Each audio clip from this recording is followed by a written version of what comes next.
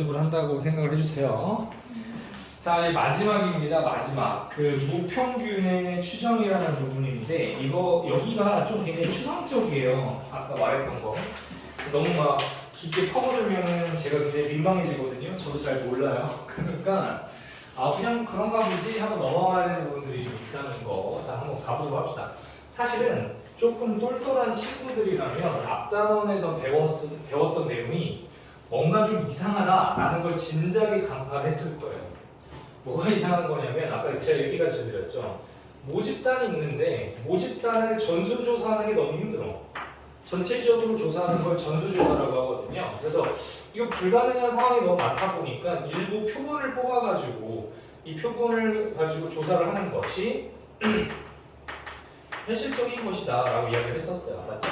근데 이제 우리가 지금까지 배운 내용이 뭐냐면 이거였단 말이에요. 모집단에 대한 정보를 알고 있다. 그래서 모집단의 평균이 m, 시그마 제곱 이런 식으로 표현된다라고 한다면 이걸 통해서 내가 표본의 크기를 n으로 설정을 해가지고 표본들을 뽑고 각각의 표본들은 각각의 표본 평균이 있는데 그 표본 평균들을 가지고 다시 그치? 표본 평균들이 막 이렇게 있단 말이에요. 그러니까 표본들이 있으니까 표본의 개수만큼 표본 평균의 개수가 생기는 거지. 그래서 이 표본 평균들을 가지고 다시 평균을 구해봤다. 그랬더니 그치 기억나시죠? 표본 평균들의 평균은 m.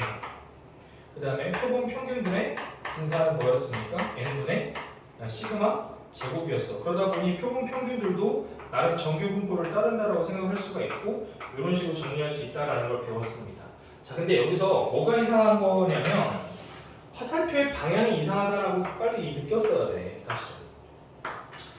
이게 왜 이상해요, 선생님? 이럴 수 있는데 이 말은 내가 이미 모집단의 정보를 알고 있다 라는 것을 전제로 모집단이 이러하니까 표본 평균들도 이러할 거야 라고 생각한다는 얘기잖아. 그럼 이미 모집단의 정보를 다 알고 있는데 굳이 표본 집단의 평균이나 이런 정보들이 알 필요가 있나요? 그런 생각이 들지 않냐는 거죠. 맞지 않습니까? 원래는 기본적인 목표 자체가 이러한 표본들을 통해서 모집단을 추정하는 게 훨씬 더 상식적이라는 얘기인 거죠. 근데 우리는 지금까지 뭘 공부한 거냐면 모집단을 통해서 표본을 갖다가 찾는 연습을 하는 거니까 뭔가 이상하기 짝이 없다라는 생각이 드는 겁니다. 괜찮습니까? 그래서 이제 드디어 현실에서 마주할 수 있는 마지막 통계의 끝판왕인 표본을 통해서 모집단을 추정하는 걸 공부를 할 건데 뭐 대단한 거 아니고 결국은 표본에 대한 정보를 통해서 이 모집단의 평균, 즉 모평균을 추정을 할 거예요. 모평균 추정. 모평균이 어디쯤에 있을지를 추정을 하겠다라는 이야기인 것 같습니다. 여기까지 이해되십니까? 좋아요. 자, 근데 이제 이렇게 되는 거거든요. 잘 따라와 보십시오. 내가 만약에 이렇게 해서 X바들이 이렇게 있고 X바들이 이렇게 정규 분포를 잘 따르면서 가고 있고 여기가 모평균과 같은 M이다라고 표현을 할 수가 있는 거잖아. 근데 이제 여러분들이 느꼈는지 모르겠지만 이 표본을 뽑는다라는 건요 반드시 오차를 내포하게 되거든요. 아까 그 기억을 하실지 모르겠지만 1, 2, 3, 4가 들어가 있는 주머니를 생각을 해보세요. 근데 내가 여기서 표본이 2개짜리인 그치? 표본을 뽑다 보면 무려 16개의 표본들이 생긴단 말이에요. 16개의 표본들이 생기는데 내가 만약에 여기서 1, 1 이런 표본을 뽑게 되면은 이 표본의 표본 평균은 얼마였습니까? 1이었잖아요. 그럼 이 표본 평균이 X바, 그러니까 X1바라고 할게요. 이 X1바는 실제 모집단의 평균인 누구와? 2.5와 오차가 있단 말이에요. 그러니까 내가 이 표본을 뽑아놓고선 야 내가 지금 딱 표본을 뽑아봤는데 이 표본 평균이 1이야. 그러니까 아마 모집단의 평균도 아마 1이지 않을까? 이렇게 생각하면 굉장히 큰 오류가 있다는 얘기죠. 이건 당연히 현실에서도 벌어지게 되는데 내가 아까 얘기했던 것처럼 뭔가 어떤 특정한 후보의 지지율을 높이기 위해서 그 후보를 좋아하는 사람들만 조사를 하는 거지. 그렇게 되면 그 사람들은 A라는 후보의 지지율이 90% 이상이 나온단 말이야. 그래놓고선 여론에 딱 때려버리면 사람들을 호도시킬 수가 있는 내용이 되는 거잖아. 오차가 있다는 거예요. 이 표본을 뽑는다는 것은. 그래서 내가 만약에 이런 식으로 쭉 뽑다 보면 2랑 4를 뽑는다고 해도 이 표본의 T거든요. 그럼 이 표본 평균을 내가 x2바라고 한다고 해도 얘도 역시 2.5라는 모평균과는 나름의 오차가 있다는 얘기인 거죠. 그러면 이제 수학자들은 이렇게 생각을 하기 시작을 하는 거거든요. 그럼 내가 이 모집단의 실제 평균인 2.5랑 그래도 나름 제법 가까운 근처의 표본들을 뽑으면 그래도 좀 어느 정도 믿어줄 만하진 않느냐라는 생각을 할 수 있는 거예요. 정확하진 않더라도 오차가 있기는 한데 거의 이 정도 표본의 표본 평균이라면 모평균을 추정할 때 뭐 그렇게 크게 뭐 큰 오류가 발생할 정도로 문제가 되지 않는다는 어떤 기준점이 있을 거란 말입니다. 그래서 내가 만약에 여기서부터 이 정도 공간까지를 믿어주겠다라고 생각을 할 수가 있거든요. 그래서 우리가 이제 이걸 뭐라고 이야기를 하냐면 어디까지 평균으로부터 어느 범위까지를 제가 믿어줄 수 있겠느냐, 그냥 모집단의 평균과 크게 오차가 없다라고 신뢰할 수 있겠느냐 라는 어떤 그 범위를 설정을 해요. 이걸 우리가 이제 보통 뭐라고 얘기를 하냐면 신뢰도라고 얘기를 합니다. 신뢰도 구간이라고 얘기를 하죠. 그래서 내가 X바라는 표본 평균을 이 정도까지 범위를 설정을 하게 되면 그 표본 평균은 오차가 있더라도 믿어줄 거다, 믿어줄 만하다라고 생각을 한다는 얘기인 거죠. 그리고 그걸 설정을 하게 되면 그 안에 어딘가에는 반드시 실제 모평균이 존재할 거다라고 추정을 할 수가 있다는 얘기가 되는 거거든요. 여기까지 이해되십니까? 자, 그러면 봐봐. 제가 여기를 갖다가 뭐 글쎄요 한 K 정도 한번 놓아볼게요. 그러니까 여기를 이렇게, 그치? 여기를 이렇게 합시다. M에서부터 요렇게 K만큼 앞으로 갔다라고 생각해 볼게요. 여기가 지금 얼마가 되는 거냐면 M 플러스 K가 되는 거거든. 대칭성을 이용해가지고 여기를 갖다가 M-K라고 해보자고요. 그리고 이거를 다시 한번 이렇게 쭉 해가지고 표준화를 한번 해볼게요. 괜찮습니까? 자, 근데 제가 이제부터 여러분들하고 이제 신뢰 구간, 이 신뢰도를 이제 설정을 좀 해볼 건데, 제가 여러분들하고 어디까지, 어느 구간까지를 믿을 거냐면, 평균으로부터 이 면적이 쭉 발생을 했을 때 95% 면적이 나오는 데까지는 내가 그 표본 평균을 믿어줄 거야 라고 설정을 했다고 쳐봅시다. 이걸 이제 우리가 뭐라고 얘기를 하냐면 신뢰도라고 얘기를 합니다. 신뢰도 95%로 추정합니다. 이게 보통 이제 뉴스나 이런 것들 본 친구들은 그런 거 볼 때가 있을 거거든요. 뭐 1000명을 대상으로 조사했고 신뢰도는 95%로 추정을 했으며 오차는 플러스 마이너스 뭐 어디 범위입니다. 이런 식으로 딱 통계 조사를 보통 발표를 한단 말이야. 거기서 말하는 신뢰도가 이걸 얘기를 하는 거예요. 그래서 내가 신뢰도를 95%로 설정했다는 건 다시 한번 말하지만 이 면적이 95%가 된다. 즉 0.95라는 면적이 된다는 걸 감안해서 그 안에 있는 녀석들은 믿어줄 만한 표본으로 볼 것이고 그 믿어줄 만한 표본 안에 실제 모집단의 평균이 존재한다라고 추정을 한다는 얘기인 겁니다. 자, 그럼 이걸 갖다가 표준화를 하게 되면 저 M이 0으로 바뀌죠. 괜찮죠? 자, M 0으로 바뀌고 이 녀석을 이제 표준화를 시킬 거란 말이야. 그러면 M 플러스 K에서 평균인 M을 빼고 이걸 뭐로 나눠줘야 되는 거냐면 이 표본 평균들의 표준 편차인 루트 N분의 시그마로 나눠줘야 되는 거예요. 이게 표준화를 하는 과정입니다. 여기에 해당하는 부분이라서 좀 길어가지고 밑으로 빼놨어요. 여기까지 괜찮죠? 자, 그럼 이거 M 이제 소거가 되고 남는 거 생각해보면 K 곱하기 요 녀석이 분모에 있으니까 역수를 곱한다라고 지금 생각을 할 수가 있는 거거든요. 그래가지고 지금 이 녀석이 뭐가 되는 겁니까? 이거 곱하기 시그마 분의 뭐가 되는 거예요? 루트 n이다라고 생각할 수가 있다는 얘기인 거죠. 여기까지 이해됐어요? 지금 이렇게 생각을 할 수가 있다는 얘기인 거야. 표준화를 하게 되면 잠깐만요. 잠깐만 오류가 좀 생긴 것 같은데. 맞네요. 됐어요. 미안해. 그래서 K, 여기가 K 곱하기 시그마 분의 뭐가 된다? 루트 N이라는 얘기야. 그럼 마찬가지 원리로 여기도 똑같이 표준화를 할 수가 있겠죠. 그렇게 되면 여기가 마이너스 K 곱하기 시그마 분의 뭐가 된다? 루트 N이 된다라고 생각을 할 수가 있게 되는 것입니다. 여기까지 이해되십니까? 그럼 이 범위 내에서 뭐가 있을 거야? 평균이 있을 거야 라고 생각을 할 수가 있다는 얘기가 되는 것이지. 괜찮지? 자, 그렇게 되는 것이고 특히 이 0.95를 신뢰도로 한다는 얘기는 이 절반에 해당하는 부분이 얼마가 되는 겁니까? 0.475가 되는 거거든요. 여기까지 괜찮아요? 자, 그러면 이 0.475를 표준 정규 분포에서 찾아보게 되면은 이 구간이 뭐라고 나오냐면요. 이 부분이 면적을 0.475로 만드는 구간이 1.5칸이 나와요. 이거 외울 필요가 없는데 문제에서 보통 주어지거든요. 근데 이제 보통 많이 풀다 보니까 이거 외워지게 되더라고요. 이게 1.58 정도가 나옵니다. 괜찮아요? 괜찮아. 조금 이렇게 지금 될 수가 있다는 얘기인 거죠. 그럼 여기서 일단 첫 번째로 우리가 알 수 있는 건 K 곱하기 시그마 분의 루트 n을 더럽게 안 써주네. 시그마 분의 루트 n을 뭐라고 지금 생각할 수 있는 거냐면 1.58 정도로 일단 생각을 할 수가 있다는 얘기고요. 두 번째는 우리가 알고 있는 이 평균이 어디쯤에 위치할 수 있느냐에 대한 문제인 거긴 한데 거기도 지금 나와 있지만 여기서 이제 그 뭐라고 나와 있냐면 거기 공식이 중간에 하나가 있잖아요. 신뢰도 95%의 신뢰 구간에 이제 공식이 어떻게 나와 있냐면 봐봐. 이게 지금 x바 빼기 이게 1.58이 아니라 죄송합니다. 이거 잘못 적어줘서 미안해요. 오랜만에 해가지고 이게 1.96입니다. 이런 큰 실수를.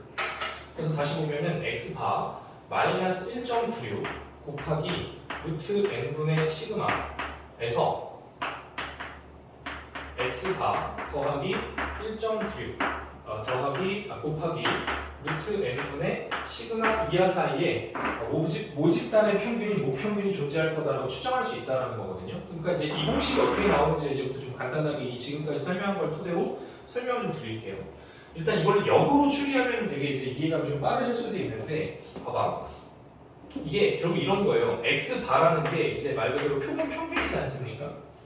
이 표본 평균을 기점으로 해가지고 이런 식으로 뒤로 마이너스 1.96 곱하기 루트 n분의 시그마만큼 뒤로 가고 1 플러스 1.96 곱하기 루트 n분의 시그마 사이에 이렇게 설정을 하게 되면 알겠지?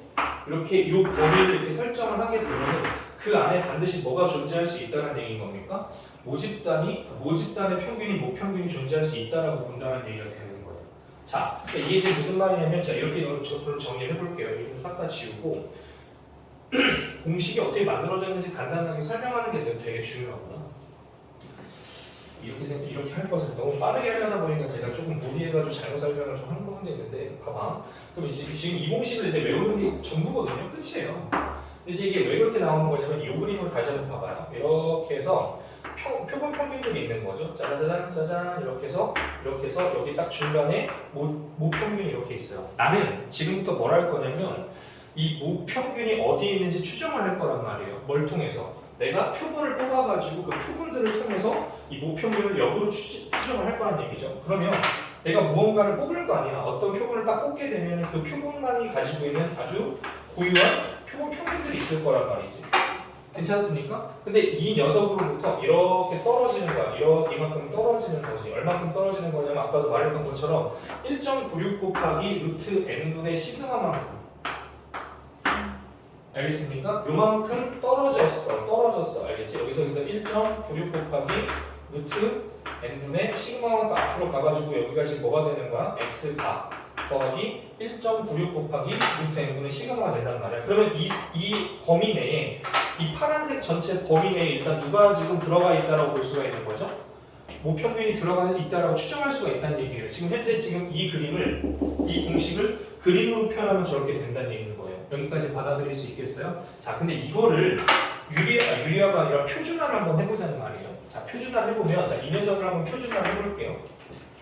자, x바 플러스 1.96 곱하기 루트 n분의 시그마인데 이 녀석을 표준화하기 위해서 뭘 빼는 겁니까? x바를 빼는 것이죠. x바가 그치 x바를 빼는 거지. 그래서 여기 이제 뭐로 나누는 거냐면 루트 n분의 뭐로 나누는 거예요? 시그마로 나누는 거란 말이에요. 괜찮습니까? 죄송해요. 여기 이거 m을 빼는 거죠. 나도 지금 약간 헷갈려서 미안해. 이 부분을 이 평균인 m을 빼고선 얘로 나눠야만 표준화가 되고 있는 거잖아. 여기까지 이해되셨지? 자, 그렇게 되는 거야. 그럼 봐봐. 이렇게 식을 정리하게 되면 이 부분이 이렇게 약분이 되죠. 그러다 보니까 이게 뭐가 되냐면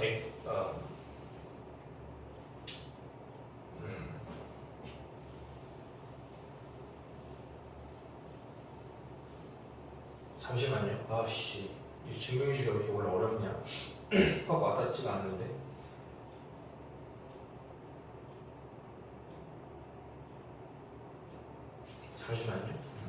잠시만요, 진짜로.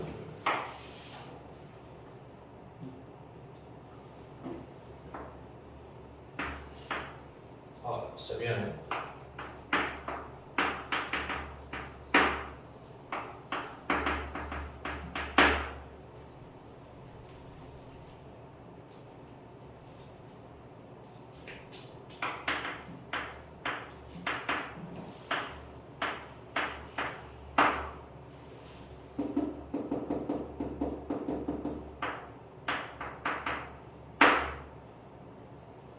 미안해. 이렇게 정리해 줄게. 제가 봐봐.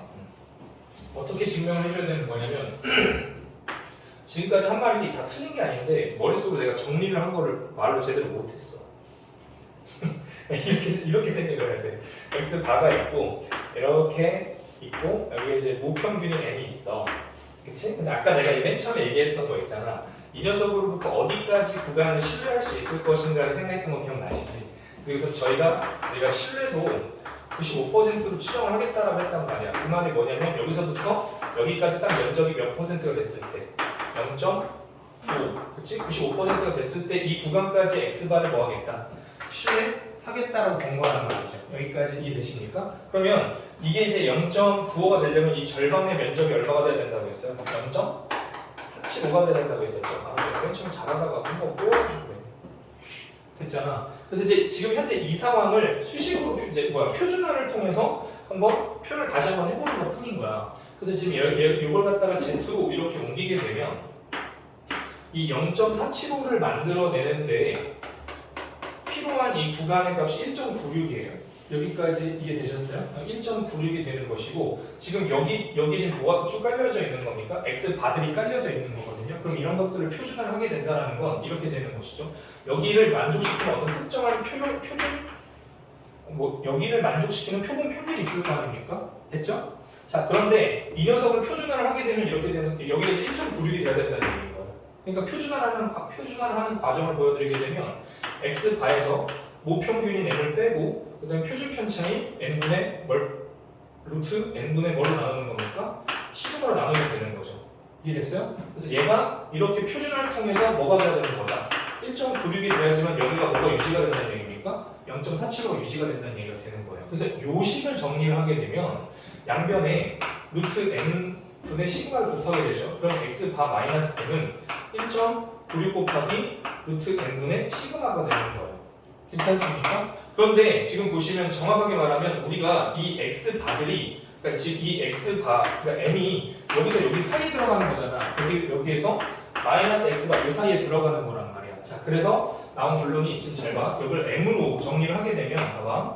m은 x 바를 넘기면 원래 마이너스 x 바겠죠? 근데 여기 있는 뭐로 나누는 거예요? 뭘 곱하는 거예요? 마이너스를 곱하면 여기가 뭐로 바뀝니까? 플러스로 바뀌죠. 근데 여기는 지금 마이너스 뭐가 되는 거죠? 1.96 곱하기 루트 n분의 시그마가 된다는 걸 알 수가 있는 거란 말이에요. 그래서 이런 거랑 마찬가지로 여기도 똑같이 표준화를 해주는 거죠. 마이너스 x 바를 n 뺀 다음에 루트 n분의 시그마로 나눠주면 여기에 있는 뭐가 나오는 겁니까? 마이너스 1.96이 나오는 거예요. 그렇게 해서 아까 그 나온 공식 있잖아. 이 m이라는 녀석이 어디서 어디 사이에 존재할 것인가를 추정할 수 있는 구간이 생긴다는 얘기죠. 이 원리에 의해서. 괜찮습니까? 그래서 이 정도로 일단은 러프하게 설명을 이해하면 될 것 같아요. 알겠지? 내가 하다 보니까 너무 생각보다 자세하게 설명을 해버렸어. 대충 설명하고 그냥 넘어갑시다 해놓고도 욕심이 과했어. 자, 그러면 결론적으로 우리는 그래서 뭘 이제 이해할 수 있는 거냐면 잘 봐. 그 공식을 잘 이해를 해주셔야 되는데 이걸 기억을 해주셔야 되거든요. 신뢰도 95%로 목평균을 추정한다라고 얘기를 해요. 그러니까 이게 중요한 거야. 이 m이 도대체 어디에 존재할 것인가를 이제 찾기 위한 공식인 거거든요. 근데 그 공식을 가만히 보게 되니까 이 구조를 잘 보시면 이해할 수 있어요. x 바가 x 바를 기준으로 해가지고 아마 1.96 곱하기 루트 n분의 시그마와 마이너스 1.96 곱하기 루트 n분의 시그마 사이에 평균이 존재할 거라고 신뢰할 수 있다라는 얘기인 거예요. 그러니까 여기서 제 핵심이 뭐냐면 1.96이라는 이 부분이 있지 않습니까? 이 부분이 신뢰도 95%와 관련이 있게 되는 거예요. 왜냐면 우리가 보통 신뢰도를 추정할 때 크게 두 가지 신뢰도를 추정을 하거든요. 또 한 가지가 뭐냐면 신뢰도를 99%로 추정하는 경우가 있어요. 그럼 잘 생각을 해보자. 신뢰도 99%로 추정을 한다는 건 이렇게 표본 평균들을 가지고 정규 분포화시키고 여기에 모평균이 있다는 걸 알고 있어. 여기까지 됐지? 자, 그런 상태에서 말이야, 내가 만약에 이걸 신뢰도 99%로 추정한다라는 건 말 그대로 면적이 99까지 나올 때까지 다 그냥 믿어버리겠다는 소리가 되는 거거든. 웬만한 건 다 신뢰할 수 있다라고 보는 거란 말이야.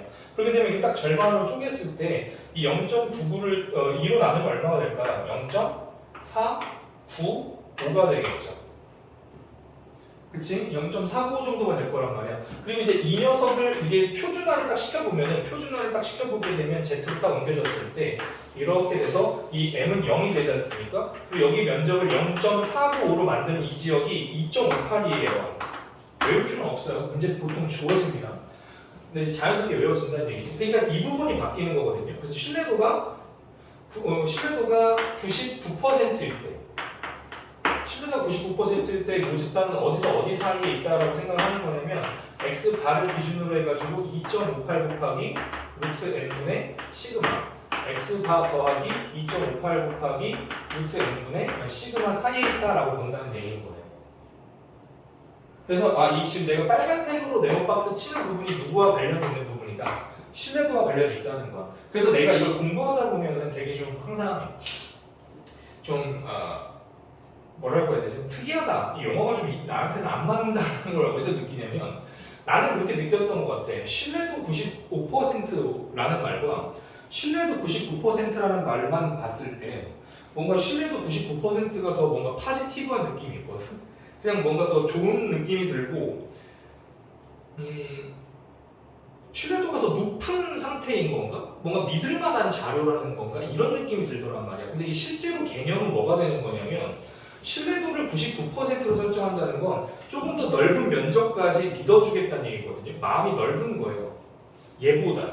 얘는 훨씬 더 평균으로부터 근처에 있는 자료들만 신뢰하겠다는 의미가 있는 거예요. 좀 깐깐한 거예요. 그러니까 신뢰도를 낮게 설정할수록 상당히 모평균에 근접한 녀석들만 믿겠다라는 깐깐함이 드러나는 거라면 신뢰도가 높아진다는 건 웬만하면 믿겠다라는 의미가 되는 겁니다. 알겠어요? 그런 의미가 있다 정도에 대한 이제 용어적인 이해를 해주시면 되는 거고 그걸 통해서 우리가 이 공식을 통해서 우리가 알 수 있는 건 결국 뭐냐면 이 모집단의 평균을 표본 집단의 평균과 알겠죠? 그 다음에 표본의 크기 얘는 표본의 크기거든요. 그리고 마지막으로 이 시그마 이 세 가지를 알면 충분히 추정할 수 있다는 점에서 굉장히 특이한 거예요. 알겠니? 그럼 여기서 진짜 지금 내 수업이 조금 방금 좀 꼬였는데 어쨌든 돌아서 이 공식에만 집중한다고 생각했을 때 그래도 뭔가 이상하다 하는 것들이 있거든. 뭐가 이상하냐면 선생님 그러니까 알겠어요. 그러니까 뭔지 모르겠는데 오케이. 자 다시 봐봐. 모집단 이렇게 있어. 그러니까 모집단을 전수조사할 수 없으니까 이 모평균이 어디 있는지 모르는 거야.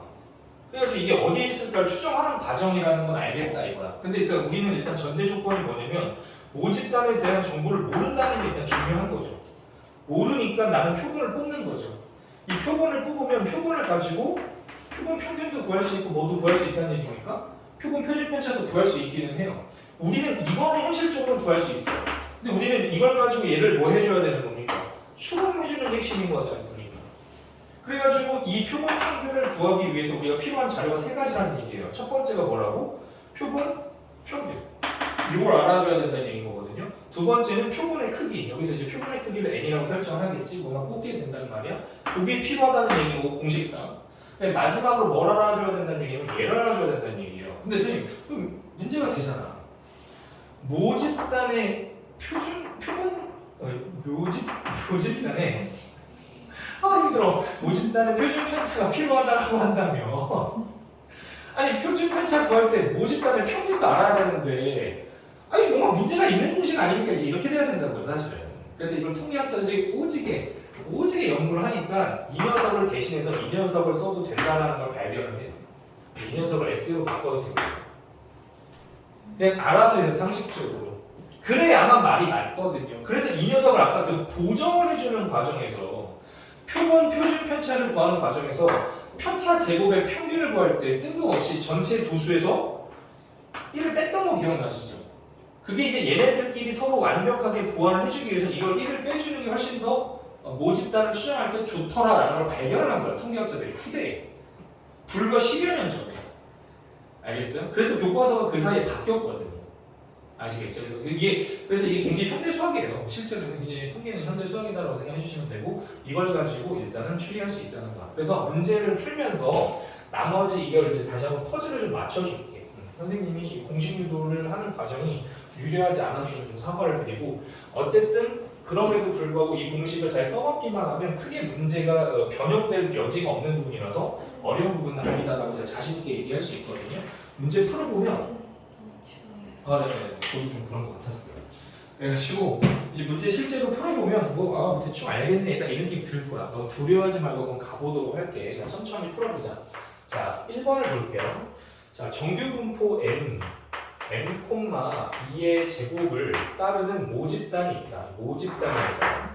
자 그런데 여기서 크기가 100인 표본을 추출을 한다. 자 이때 다음 물음에 답하여라 라고 했어요. 1.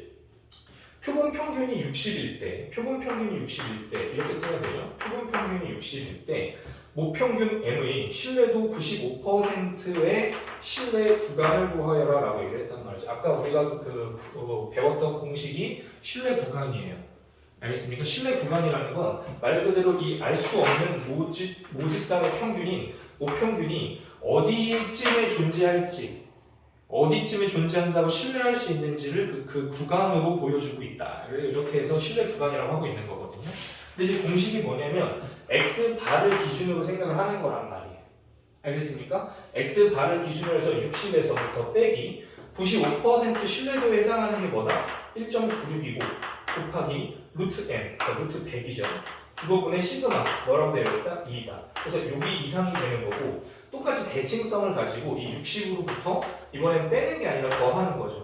1.96 곱하기 루트 100분의 2 이런 식으로 딱 놓게 되면 이 사이에 누가 있다. 모집단의 평균이 분명히 존재할 거다라고 신뢰할 수 있는 구간이 형성이 된다는 얘기인 거예요. 제 말 뜻 이해되십니까? 그렇게 되는 것이죠. 그래서 원래 아까 이제 첫 단원에서 배웠던 거랑 연결하면 이런 거예요. 원래는 이걸 통해서 x 바들의 평균을 구한다고요. 그렇게 되면 이게 모집단의 평균과 똑같거든요. 근데 분산의 영향을 받아가지고 여기다 루트 씌우면 10이지 않습니까? 그럼 여기가 이제 10분의 2의 제곱이라고 이렇게 분산이 정리가 된다는 얘기인 거예요. 됐습니까? 지금 이 10분의 2 부분이 좀 요거거든요. 그래서 지금 이게 뭐가 되는 거냐라는 건데 이런 거였어. 지금 이렇게 어딘가에 x 바가 이렇게 있다는 얘기야. 이걸 왜 스몰 x 바라고 하냐면 라지 x 바는 모든 표본 평균들을 대표한다는 의미에서 대문자를 보통 주는 거거든. 그 중에 매우 특정한 스몰 x 바가 하나 있다라고 생각을 하는 거야. 근데 여기에서 나는 정확하게 짜자잔 하면서 뭘 만들고 싶은 거냐면 95%의 신뢰도를 가지고 이 사이에 모집단의 평균이 모평균이 존재한다라고 추정을 하고 싶은 거라는 얘기야. 그러니까 이 사이에서 뭐가 돼야 되냐면 넓이가 95%가 형성이 돼야 되는 거거든. 괜찮지? 그러다 보니까 이 녀석을 갖다가 표준화를 하게 되면 얘가 0으로 바뀌는 거란 말이야. 이 부분이 0으로 바뀌는 거거든요. 근데 지금 여기서 딱 95%의 절반에 해당하는 얘기가 0.475라는 얘기인 거고 0에서부터 0.475를 만드는 지역이 얼마라고 했다? 1.96이라고 했다는 얘기예요. Z라는 세상에서 말이죠. 괜찮나요? 그렇게 되는 것이죠. 그렇기 때문에 봐봐. 자 그렇게 되면은 여기서 얘를 갖다가 여기 표준화를 해주는 거라는 얘기인 거예요. 표준화를 해준다라고 생각을 해주게 되면 여기 어떤 특정한 x바가 있다고 생각했을 때 x바를 평균 m을 빼고 요걸 빼는 거죠. 얘로 나누는 거란 말이에요. 10분의 2로 나누는 거란 말이에요. 그게 지금 얼마로 바뀌어야 된다는 얘기가 되는 겁니까? 1.96으로 바뀌어야 된다는 얘기가 되는 거예요. 그래서 이걸 식을 정리를 하게 되면 x바는 1.96 곱하기 10분의 2가 되는 거예요. 지금 이 형태까지 나오는 겁니다.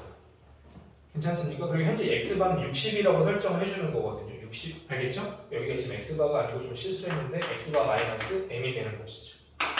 괜찮아? 그래서 지금 이게 이제 60으로 하게 되고 빼기 m을 했을 때 1.96 곱하기 10에 10분의 2가 된다는 얘기인 거니까 이걸 이제 여기다가 m을 여기 놓고서 1.96 곱하기 10분의 1을 좌변으로 넘기게 되면 60에서부터 1.96 곱하기 10분의 2가 이제 m이 될 수도 있다는 뜻이 되는 거예요. 이게 이제 여기 마지노선이 되는 거예요. 이쪽이 되는 거죠. 여기서 60에서부터 1.96 곱하기 10분의 2 이렇게 되는 거고 여기는 뭐가 표준화를 통해서 이렇게 된다는 얘기인 거예요.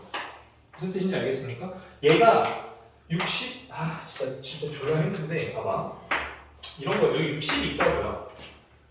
여기 표본 평균들이 이렇게 있다고요. 괜찮습니까? 얘를 표준화를 하는 과정에서 여기가 뭐로 된다는 얘기입니까? 1.96이 된다는 얘기인 거라고요. 무슨 뜻인지 알겠어요? 그걸 맞춰주고 있는 과정에서 이런 공식이 나온다는 얘기입니다.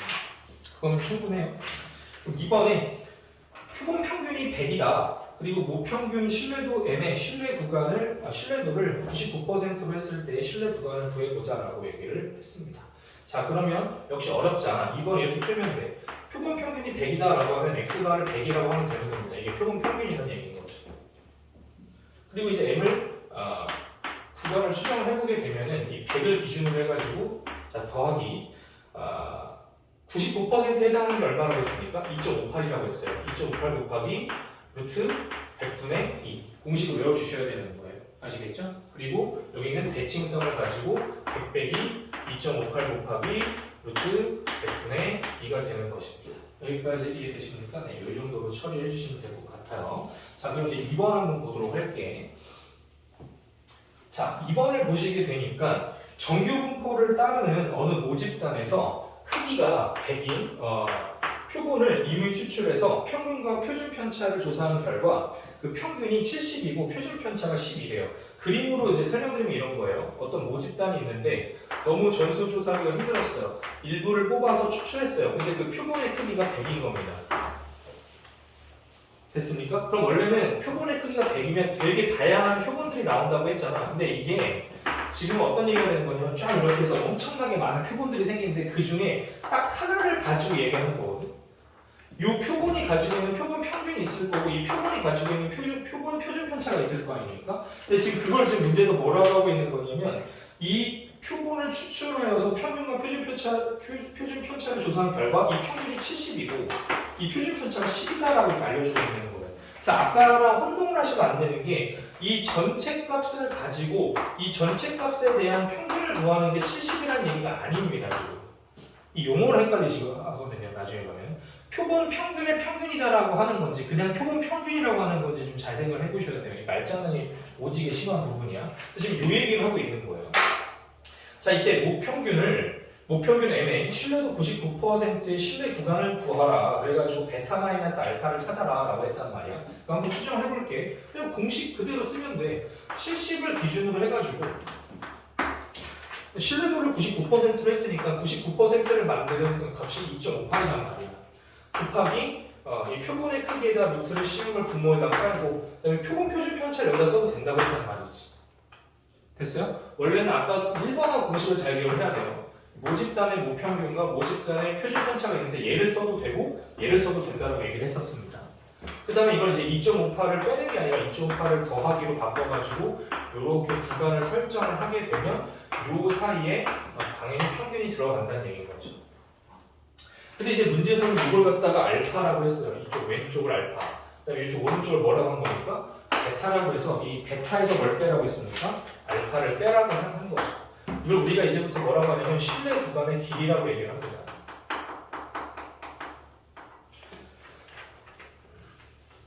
그래서 일단은 계산을 해보면 이런 거죠. 여기서 이걸 빼면 70이랑 빠지는 거니까 소거가 될 거고 사실상 2.58 곱하기 루트 100분의 12 에서 다시 얘를 빼는 거니까 얘가 플러스로 바뀌면 결국 얘 몇 배가 된다는 얘기가 되는 거예요.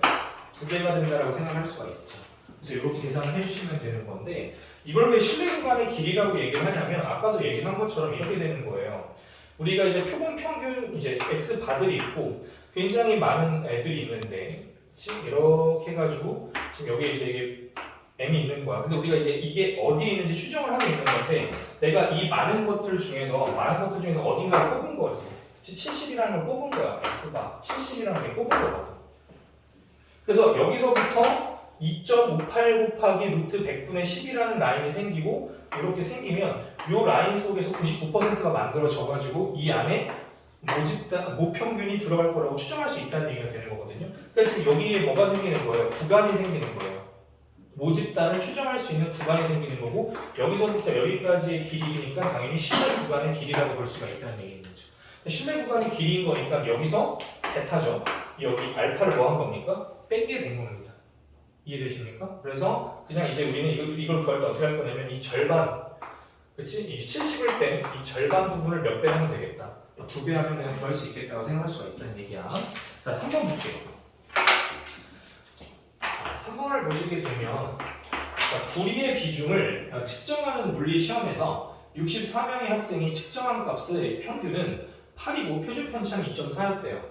그러니까 64명이 추출했다는 얘기야. 그렇지? 구리의 비중을 측정하는 물리 시험에서 뭐 총 몇 명이 했는지 모르겠지만 그 중에서 64명의 학생이 측정한 값의 평균이라고 했으니까 x8을 그냥 8. 그다음에 이 녀석의 표준 편차를 2.4라고 설정하면 되는 겁니다. 자, 근데 이 구리의 실제 비중 m을 신뢰도 95%로 추정을 하는 얘기예요. 말만 바뀌죠? 공식은 그대로이고요. 이 파트는 그냥 공식에만 집중해가지고 공부해주면 상관이 없다라는 얘기가 되는 겁니다. 그러니까 8을 기준으로 해서 신뢰도 95%에 해당하는 숫자인 1.96 곱하기 표본의 크기를 루트 64로 보는 거고, 그 다음에 표준 편차를 2.4로 보는 거죠. 이 사이에 m이 들어가는 거죠. 그다음에 8 더하기 대칭성으로 1.96 곱하기 루트 64분의 2.4다 이렇게 들어가는 거예요. 공식만 끼워넣으면 되는 겁니다. 자, 그렇게 되는 거고요. 자, 4번 한번 보도록 할게요. 4번. 근데 좀 3번은 좀 문제 느낌이 별로였던 것 같아요. 자, 4번 볼게요. 어떤 철 공장 제품의 인장 강도의 표준 편차는 6kg per 제곱센티미터예요. 이게 무슨 말인지 모르겠습니다. 알겠죠? 그러니까 정확하게 말하면 철이 인장 강도라고 해서 이 철을 늘리기 위해서 필요한 힘이 있단 말이죠. 또는 철을 구부러뜨리기 위한 힘의 강도가 있단 말이죠. 이걸 인장 강도라고 얘기를 하는데 이 공장에서 만드는 그 철 제품은 인장 강도의 표준 편차가 6이라는 거예요. 그래서 뭐 어쩌라고요? 이게 아니라 일단 전수조사를 하게 되면 이건 이제 왜냐면 뭔가를 뽑아가지고 추출해서 얻은 값이라는 표현이 없지 않습니까? 그러면 당연히 이건 모집단의 정보를 보는 거거든요. 근데 일단 이 녀석의 모집단이 철의 인장 강도의 평균이 뭔지는 모르겠고 다만 표준 편차가 6이구나라고 이렇게 표현을 하는 거예요. 상황을 잘 이해하고 쓰기만 하면 문제를 풀 수 있기 때문에 쓰는 것 자체가 문제 풀이입니다. 자, 근데 이 철 공장 제품 중에서 되게 많았겠지. 144개를 일단 뽑는 거야. 일부 표본을 추출을 해가지고 인장 강도를 다시 측정해봤더니 되게 많은 표본들이 뽑혀졌겠지만 그 중에 하나를 가만히 관찰해보니까 이 녀석의 표본 평균이 67.80이었대요. 그리고 얘는 안 알려주죠. 근데 이제 대충 센스가 있는 친구들은 개념 이해를 한 친구들은 알겠지만 얘랑 대체 가능한 숫자이기 때문에 뭐든 하나만 알려주면 된다는 소리인 겁니다 지금. 자, 이랬을 때 이 공장 제품의 인장 강도 평균인 이 m을 신뢰도 95%로 추정을 하라는 얘기죠. 자, 그럼 이제 바로 또 들어갑니다. 자, 그냥 공식이에요. 그래서 이제 이렇게 쓰면 되겠죠. m이 어디에 있을까? 근데 일단 67.80을 기준으로 신뢰도 95%니까 마이너스 1.96과 플러스 1.96이 딱 대칭성 있게 깔리고 그 다음 곱하기 루트 144가 딱 들어가고 여기에 얘든 둘 중에 하나가 들어간다라고 생각을 해주시면 되는 거예요. 여기도 마찬가지로 루트 144분의 6이죠. 문제가 다른 것 같지만 다 같아요. 이 파트는 진짜 응용 범위가 낮습니다. 그래서 조금만 신경 써주시면 그렇게 어렵지 않게 시험 때 풀 수 있어. 5번, 6번 볼게. 자, 5번. 크기가 n인 표본에서 신뢰도 99%로 모평균을 추정을 한대요. 저는 그래서 이런 걸 잘 헷갈려 해가지고 그리면서 풀거든요. 그래서 모집단이 있었겠지. 여기서 크기가 n인 표본을 뽑았겠지. 그리고 신뢰도는 99%구나. 그럼 막 굉장히 많은 표본들이 생겼을 거야 라고 항상 생각을 해. 자, 근데 이제 계속 문제를 보니까 그리고 그 오차를 d라고 하죠. 이때 오차가 2분의 d가 되려면 표본의 크기 n은 스몰 n의 몇 배가 돼야 되느냐라고 이야기를 했습니다. 요거는 삭제. 별로 좋은 문제처럼 느껴지지가 않아요. 알겠죠? 요거는 삭제. 요거 풀 시간에 나머지 뒤에 가서 한 문제라도 더 풀겠습니다. 실전 문제. 이거는 별로 진짜 좋은 문제가 아니거든요. 혼동만 줄 수 있을 것 같아서 이건 과감하게 삭제하겠습니다. 제가 웬만한 문제 삭제하지 않았는데 지금까지. 이번 삭제. 6번 볼게요. 모 표준 편차가 20인 정규 분포를 따르는 모집단이 있대요. 딱 보고서 빨리 적으세요. 모집단이 있구나. 정규 분포를 따르는데 여전히 평균에 대한 정보는 모르고 다만 표준 편차가 20이라고 알려주고 있구나 라는 겁니다. 자, 그런 상태에서 모집단의 평균은 신뢰도 99%로 추정을 하겠다는 얘기예요. 이때 모평균과 표본 평균의 차이가 6 이하가 되려면 표본의 크기는 n 이상. 이것도 빼세요. 이것도 지금 여러분들이 할 건 아닌 것 같아요. 알겠죠? 미안해. 빼고 뒤로 넘어가. 그래서 이것보다는 제가 좀 더 도움이 될 만한 문제를 좀 풀어보도록 할게요. 과감하게 빼고 넘어가세요. 실제로 나오는 문제를 풀어봤습니다. 이런 건 지금 나오지도 않은 것 같고 우리가 에너지를 쓸 필요가 없고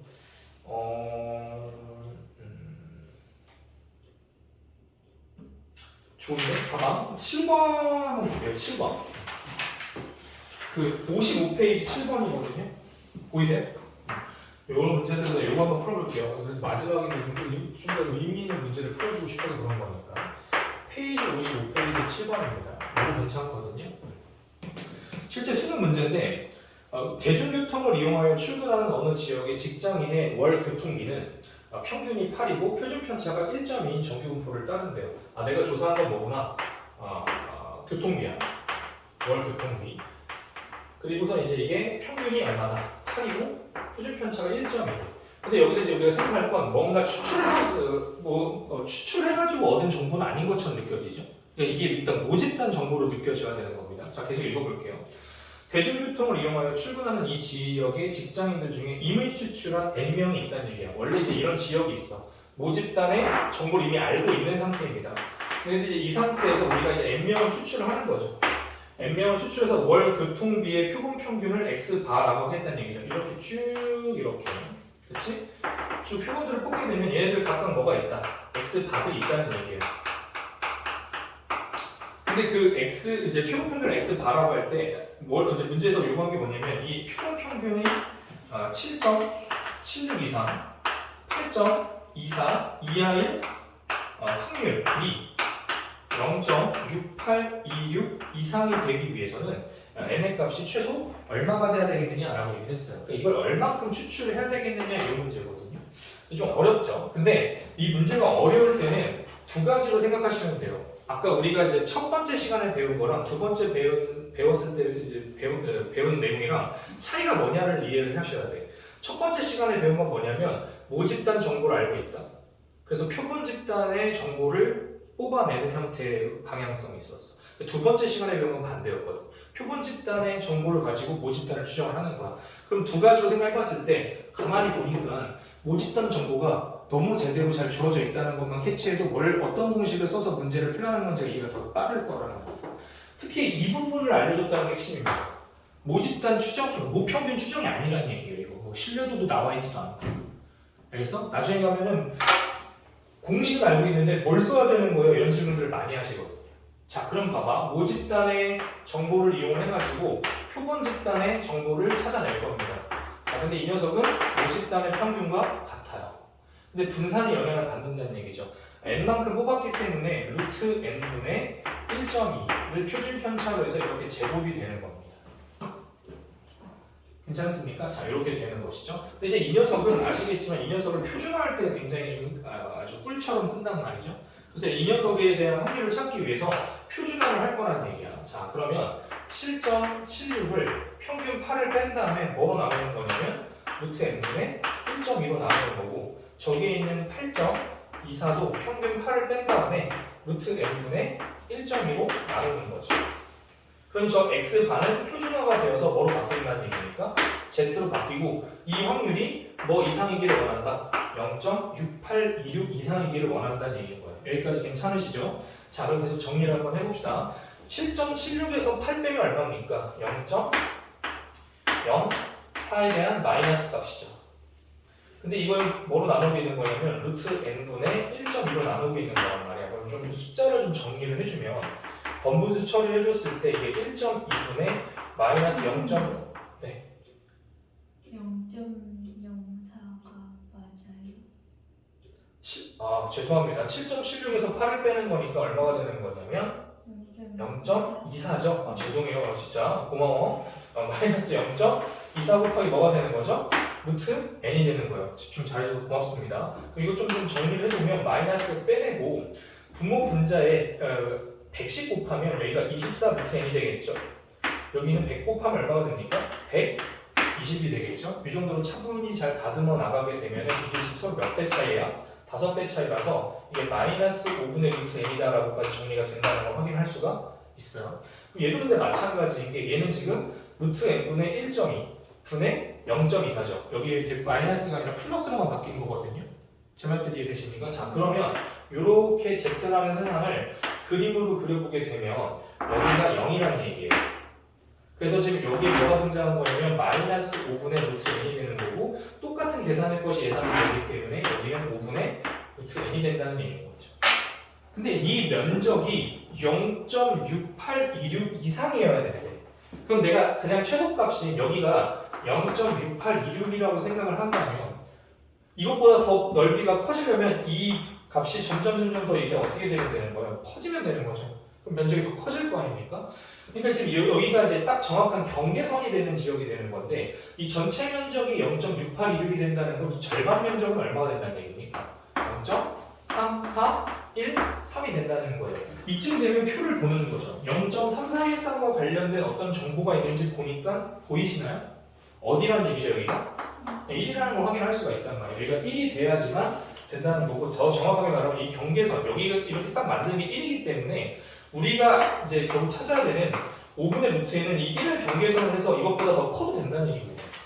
이 1보다 더 커져도 이 넓이가 0.681보다 커진다는 얘기가 되는 거기 때문이죠. 그래서 양변에 50 곱해서 제곱을 하게 되면은 n은 뭐 이상이 되는 거다? 25 이상이 되는 거다. 그래서 25명 이상은 뽑아줘야 이 문제에서 요구하는 상황이 된다는 얘기죠. 이런 식으로 퍼즐을 맞춰나갈 수가 있다는 거예요. 이게 오늘 첫 번째 시간에 배웠던 내용에 대한 문제가 될 것 같아요. 여기까지 이해되십니까? 그럼 두 번째 시간에 배운 내용을 풀 수 있는 좋은 문제를 하나 풀어보면 11번 같은 거거든요. 넘어가봐. 오늘 마지막 문제가 될 것 같아요. 잘 참아줬습니다. 제가 오늘 좀 수업이 유리하지 않아서 좀 미안하긴 한데 그래도 잘 참아줬고 자, 11번 한번 보고 마무리 지어볼게요. 자, 어느 회사에서 생산하는 초콜릿이 있는데 한 개의 무게는 평균이 m이고 표준 편차가 시그마인 정규 분포를 따른대요. 나는 초콜릿 무게를 조사했다. 근데 정규 분포를 따르는 거다. 근데 평균이 뭔지 모르고 표준 편차도 뭔지 모르는 게 굉장히 상식적인 상황입니다. 현실적으로 본다면 전수 조사를 할 수가 없거든요. 알겠지?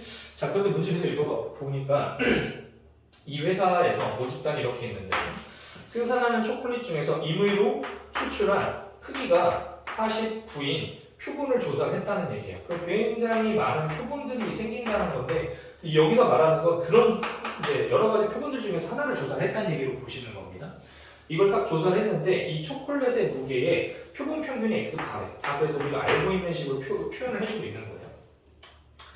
이 결과를 이용을 해서 이 회사에서 생산하는 초콜릿 한 개의 무게의 평균 m을 신뢰도 95%로 신뢰 구간을 구하면 이 m이 1.73 이상 1.87 이하가 된다는 걸 알 수 있습니다. 그래서 문제에서 구하는 마무리는 x바분의 시그마를 k라고 할 때 이 k를 구해서 180배 해봐라 라고 이야기를 하고 있는 겁니다.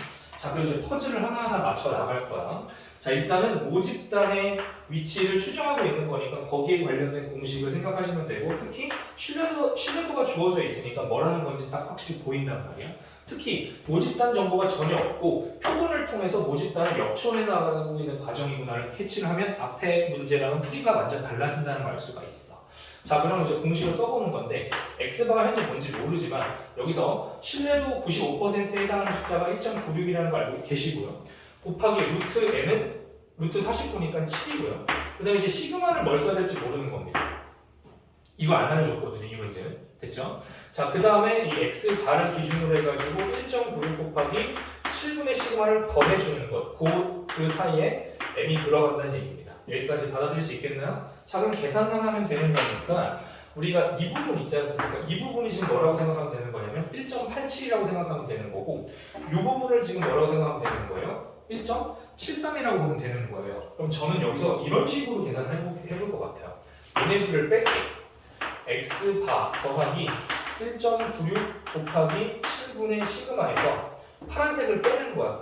그러면 x바 마이너스 1.96 곱하기 7분의 시그마를 할 수 있겠지. 그럼 이게 1.87에서 1.73을 뺀 거랑 똑같으니까 얼마가 되냐면 0.14가 되는 거야. 선생님 이걸 왜 빼요? 이럴 수 있는데 미지수가 두 개여서 그랬어요. 원래 연립방정식을 해주는 거거든요. 노란색은 1.87이다.